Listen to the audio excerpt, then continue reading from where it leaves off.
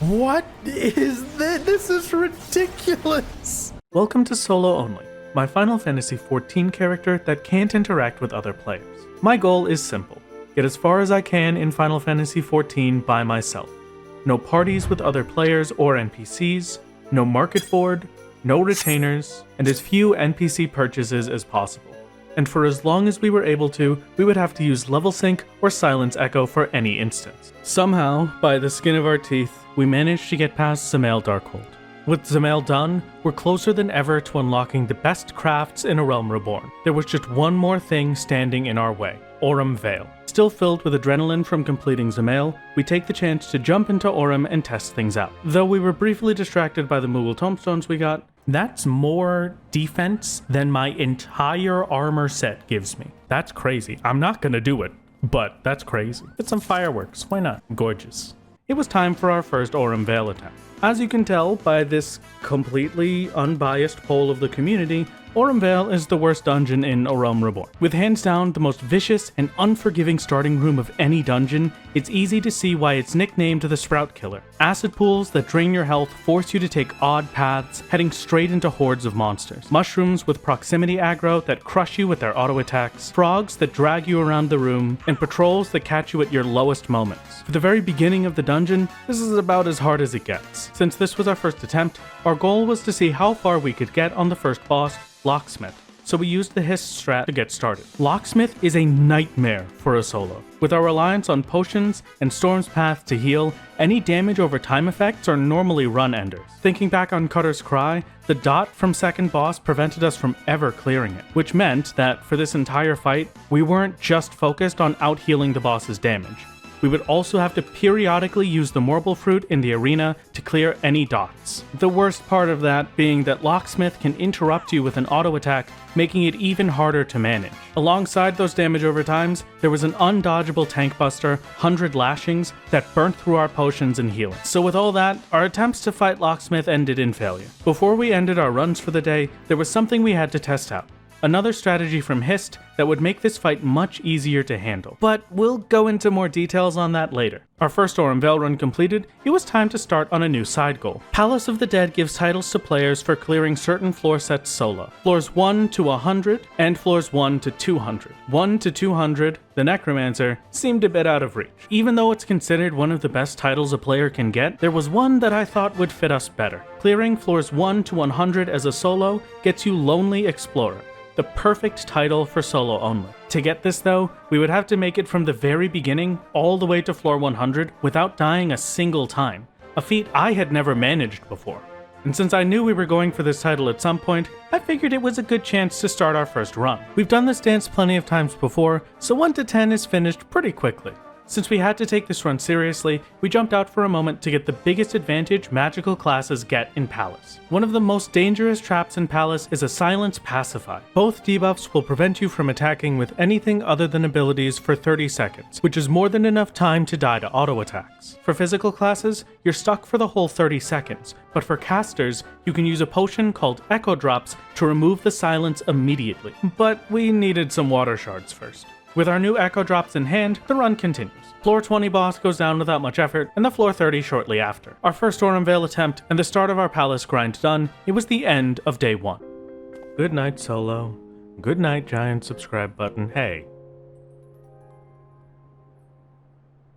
Day 2 starts and we kick things off with preparing to take on Aurum Vale. The first thing on our list is X potions, but since I don't have the stats to make them, we'll need to head back into Palace to grab them as drops. Which of course is the perfect excuse to continue our title run. 40 minutes later, Ixtab was dead and we made it out with 33 X potions. 33 potions isn't a lot, but we had a fallback plan of using my hundreds of max potions if I ran out. A longer cooldown between heals, but it would work if we could make it past Locksmith. Next is our bi-weekly Mud Puppy population control and restocking our Eft stakes. Prep work done, we were back in Aurum Vale for another attempt. The first run of the day ended pretty quickly to lashings, but I still needed to get used to Locksmith's mechanics. During one of the learning runs though, we ran into a big problem. Vintage bill is damaged. This is an emergency. Since I ran out of dark matter to fix my gear, we left the Vale to get everything fixed up. Dark matter obtained, we went back in for another try. This run was getting a lot further into the fight and made it to the first major checkpoint. At around 60% health, Locksmith will start to use gold dust twice in a row every time it casts it. It might not seem like much, but it gives us a lot of extra time for potion cooldowns, and if managed properly, we can use it to get free attacks in or fruits to cleanse the damage over time. Not long after though, we made a few too many mistakes in the fight and lost at 39%. After a very quick death on our next attempt, it seemed like it was time to look for new upgrades. Our armor was already the best it could be before clearing Vale, so we needed to find upgraded accessories or an upgrade for build. Accessories seemed like a good place to start, especially since some would have a very large boost to vitality, but there was one more item we could chase down. Rampager would be a great boost to Bill's stats, and all we needed to craft it was dark steel and spruce lumber. But we ran into one problem. Without melding my gear or clearing Vale to get artisan equipment, we couldn't get the stats needed to craft it, even if we used high-level food. So the only option left for a weapon upgrade was the Barbarian's Bardage, which posed its own problems. The bloody Bardage head needed to craft it seemed to only come from a chest in Wanderer's Palace, a level 50 dungeon that's well out of our league. I was almost certain we wouldn't be able to get it, since the only chest with a chance at it was after the second boss,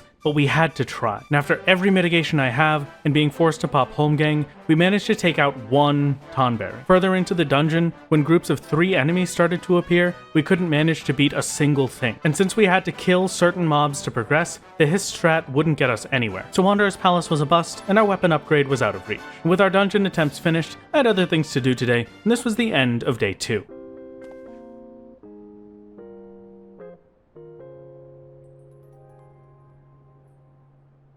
Waking up on day 3, I wanted to give Locksmith one more attempt before grinding out new accessories. After all of the practice over the last few days, I was feeling confident that I finally had the strategy to kill it down. You may have noticed in some of the earlier boss attempts that I hang around this specific tree root. Well, that's because this root is the only reason we can kill Locksmith. Standing behind this root allows us to break Locksmith's line of sight, preventing it from hitting us with abilities. It can still auto-attack us, and we can't hit it since it breaks our line of sight. But if we timed it right, we could step behind the root just before the boss uses 100 lashings and dodge the damage from it. The only problem is if we're behind the root when Locksmith used gold dust, it would move over to aim it at us and force me to drag it to a different area in the arena before I could dodge lashing again. To my surprise, the strat was working perfectly today, and Locksmith was finally down. The whole goal of the stream was basically getting past Locksmith, so I don't know what I'm gonna do if I just get this done immediately.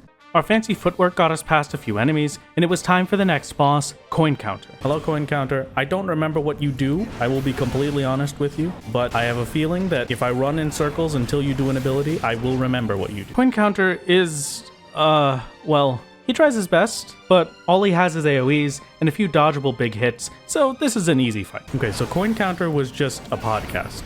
That was not a fight. So I hope you had a good time with the momentary Vale podcast. We're moving on. Another boss down, there was only one fight left. Navigating through an endless amount of marbles, we were finally at the end. Locksmith 2.0 sounds terrible at the moment, actually, because I only killed Locksmith because of the wall. It wouldn't be that far off to call the Miser's Mistress Locksmith 2.0, but she was much easier to fight. While Locksmith had an unavoidable tank buster, Mistress used Vine Probe, a casted AoE tank buster that you can dodge with the right movement. And just like Locksmith, she had a damage over time we had to cleanse with fruit. Once she was at 55%, she summoned a group of Morble fruits which had to be killed quickly. If any of them were left alive for too long, they would become Morbles and start dealing tons of damage. Thankfully though, they all died pretty quickly with a few AoEs. And that was all of her mechanics. With nothing left to surprise us, the Mistress went down on the first try. It was a pleasure to see you, Miser's Mistress. Vale was a dungeon. Do you think there's anyone that could have possibly expected that Zamail was 10 times harder than Vale? I definitely didn't. Our quest was complete, and it was finally time to unlock our next rank. I do not have anywhere near enough seals. Okay, alright. After trading in every dungeon drop we had gotten, we were still about 500 seals off of getting the promotion. We grab a drop from Wanderer's Palace, make some crazy weapon I don't dare try to pronounce, and catch a seahorse for turn-ins. We had overshot it a little bit, but finally, after all of this work, we reached 2nd Flame Lieutenant. The rank we needed achieved, we could get our new crafter gear and unlock... That's a lot of seals. Before grinding out the seals we needed, we took a break to do some fishing and leaf quests to level up. Chasing after our gear upgrades, we start with finishing the supply missions. A few pie doughs, some cinnamon and maple sap, maple syrup into maple sugar, mirror apples, a few almonds, and a tiny crown. I kind of want a tiny crown for myself. To make a high-quality crowned pie, which gets us 730 seals and level 50 on my culinarian. Next, we jump into Zamail to get items for expert deliveries. To speed things up, we tried a few runs on Ninja, using Hide to grab the first bronze chest without much effort. But in the later rooms, the AoE from the eye would knock us out of stealth, so it didn't really work out. We gave Wanderer's Palace another chance, running to the first bronze chest, but it was inconsistent and we didn't get the armor drop that often anyway. A few expert deliveries later, we were at 3,500 seals. Not even halfway to our target, it was time to speed things up with the Grand Company hunting log. After being lost in Ugamaro mines for longer than I'm willing to admit, we had enough seals and our new crafting gear was finally unlocked. Just the new hammer on its own brought my blacksmith from 291 craftsmanship and 264 control to 340 and 294 respectively. A gigantic jump. But more important than that, we finally had a main hand tool above eye level 50 and we can unlock masterwork crafts. Without these, there was almost no chance to survive the next main scenario dungeons. And now that they're unlocked, we can start working towards exponentially stronger equipment. Talon mainly offers the masterwork books, but he also has a lot of other unobtainable items that we can work for. The best non-quest tools for my gatherers, and the rest of the artisan set for my crafters. So the first target was a full set of artisan's gear. The tool that I got for my blacksmith still left my other classes with very low stats and poor gear, but if we could get this entire set, every class could use it, and I could avoid grinding more company seals to get main hand tools. But to get them, we needed to unlock our first masterwork book. Darksteel ore obtained, we were going to need more company seals for the other ingredient. As you might have noticed, my gatherer gear was terribly underleveled. To get our new pickaxe, we would need umbral rocks, and with our current stats, we'd be lucky if we got 1 to 2 of them, let alone 20. And we didn't even have the stats we needed to get a masterwork book. There was a lot to do. I needed a better offhand for my blacksmith so I could start trading for artisan gear. We get pretty lucky with a high quality hippogriff leather, grab some fire crystals and earth crystals, discover I have all of the items for new gloves for my miner, make some fancy new gloves, and some undyed felt and hippogriff leather for some new mining boots. Okay, so we got a bit distracted, but I needed the mining gear at some point anyway. Back on track, we grabbed a few hippogriff skins, made some darksteel nuggets, and finished our new blacksmith offhand. Now that we had the stats to make a darksteel ingot, we needed the last material from Grand Company. Thankfully, there were 2 targets left on the hunting log that got us exactly enough seals. Copious amounts of coke acquired, the darksteel ingot was crafted, and then immediately traded to Talon. And we had our first masterwork recipes unlocked. Next, we're focused back on our artisan gear, which would take 5 darksteel hooks. With every craft requiring high quality, we had to stop relying on luck and finally get some crafting accessories. Starting with a sinking minnow lure, we catch some red coral, grab electrum ore for electrum ingots to make a red coral earring. Then, with some more electrum ingots and raptor leather, we make a new necklace. A rosewood spinning wheel for my weaver, a new saw for my carpenter, spruce lumber and dark steel for a new goldsmith offhand, and 5 rose gold ingots to make 2 aetherite rings and militia wristlets. And so, for the first time, we had a full set of crafter accessories. We were going to need a lot of dark steel, so I threw together a new macro. Grabbed some cod for a nice meal, made that meal into a better meal, got some last minute shards, and crafted 5 high quality dark steel hooks. Finishing up and turning them all in, we had our full set of artisan's gear. Now that our gear was finished, it was time to start thinking about our warrior gear, but that would have to be for another day. Feeling incredibly accomplished at finishing another long grind, it was the end of day 3.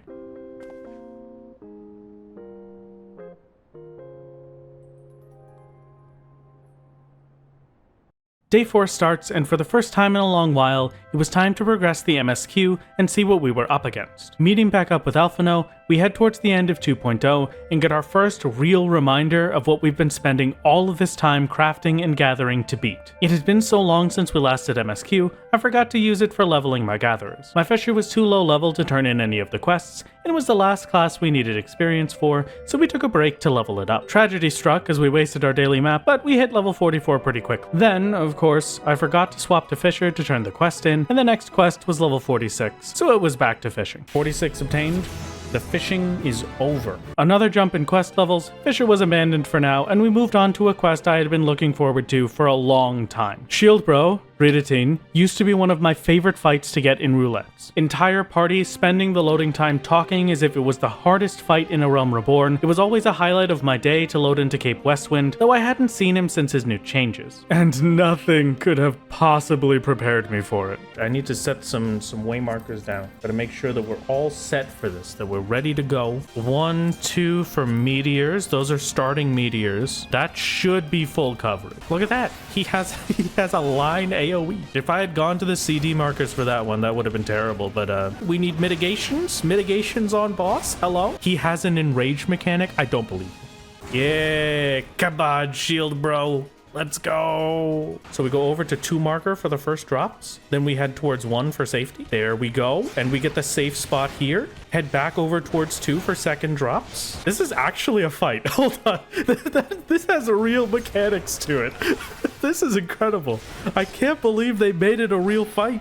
Oh my god, shield bro, your day has come. This is beautiful. I've got tears in my eyes. Genuinely the hardest part of A Realm Reborn. I don't disagree with you. They made the meme real. And so, with Shield Bro defeated, it was time to continue on and... Oh wait, he's back at it. This is a 4-phase fight, baby. What is this? This is ridiculous. This is amazing. Is this the enrage? He's just gonna home gang me and hold me in the fire? He's just gonna die to the fire now. No, wait, how do I heal him? You must shield bro. No, no. I'm abandoning the quest. I'm redoing the quest. I can't abandon the quest. Shield bro, no. Way to go, boss. Thanks, Minakazuki. I'm so happy that Shield Bro got his day. I'm so happy. With Shield Bro actually defeated this time, there was nothing left to stand in our way, and we reach Castrum. Castrum is the first of the final 2 dungeons and an immediate wall to our progress. The first group has 5 enemies, the most we've ever dealt with at one time. Bit by bit, slowly but surely, with plenty of time to run for potion cooldowns, the first group goes down. Now, we get 6 enemies. And after a few deaths, that group was down as well. While fighting the next group, one of the gamers in chat told us how to turn off that incessant humming sound. Ambient sounds. There we go. And after 20 minutes to clear out the first mobs, we were at the first boss, the Black Eft. A walking disaster of a boss, the Black Eft makes every other fight pale in comparison. He starts with 4 adds, 2 magic casters, and 2 melees. 20 seconds into the fight, he spawns another group of adds, this time 3 casters and 3 melees. If you somehow manage to survive the constant damage from the casters, it only gets worse from here. 30 seconds after his last summon, he'll add 2 colossi to the mix, each dealing massive amounts of damage. This was not a fight we would be able to do with subpar equipment. We gave it another shot, but died again at the colossi summon. With the new wall fresh in our minds, we stepped out to do some planning. We were going to need the best possible equipment for warrior, which brings us back to grinding for masterwork books. While we were planning things out, I took the chance to check the Hunt Bill Master, an NPC vendor with unique, unobtainable items to try and set up a backup plan. If we weren't able to get strong enough gear from crafting, this would be our next best bet, so we took out a toucan just in case. There was one more problem though. To reach the next stage of crafting, Masterwork 2, we needed 2 Fieldcraft Demi-Materia 3s, an item that required ridiculous amounts of luck to get in bulk, and that only came from crafts near the level of artisan gear. Throwing together a Darksteel hook for later, the Fieldcrafts seemed far out of reach, but they were necessary to take down the Black Eft. And so, with the end of day 4, we move on towards the next goal, the seemingly endless path to the best craftable warrior gear. We're inching closer and closer to the end of 2.0 by the day, and it feels like it's just around the corner. I hope you look forward to it, and maybe subscribe so you don't miss it.